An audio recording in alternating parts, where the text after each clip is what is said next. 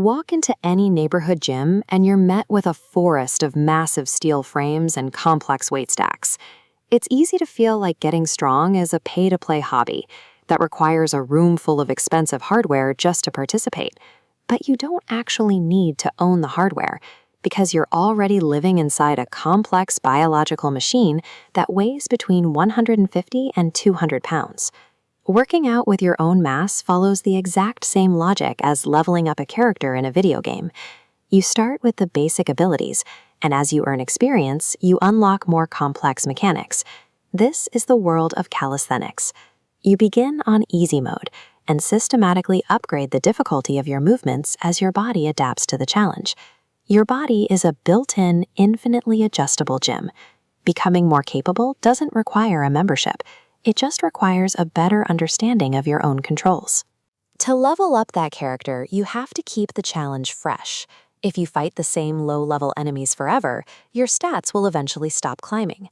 Your muscles work the same way. If they aren't forced to work harder, they stop growing.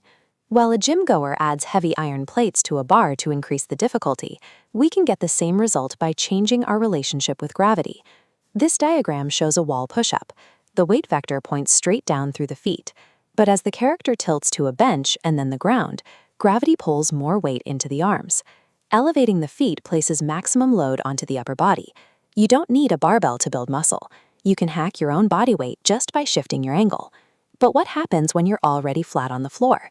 Once you've reached the steepest angle possible, you have to look for other ways to keep the challenge climbing.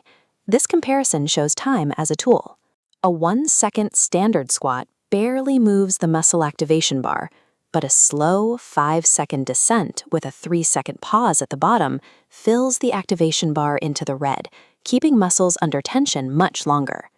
We can also change how much space we use. There is a world of difference between a shallow partial squat and a deep, full-range movement that forces your muscles to work from a complete stretch to a full extension.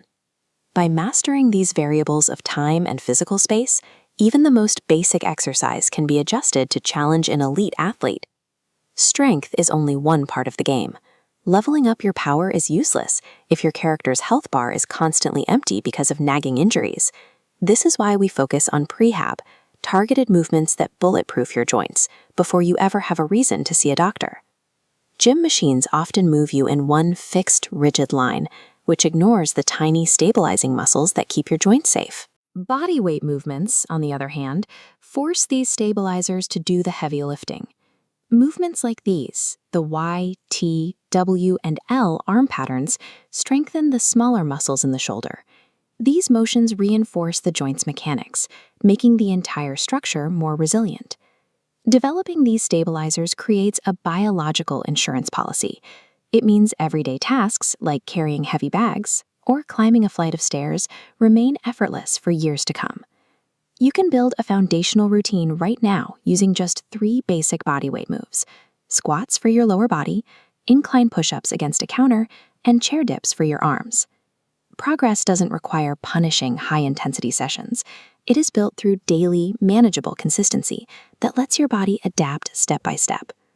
Training this way gives you total mastery over how you move through the world. It's about more than just a workout.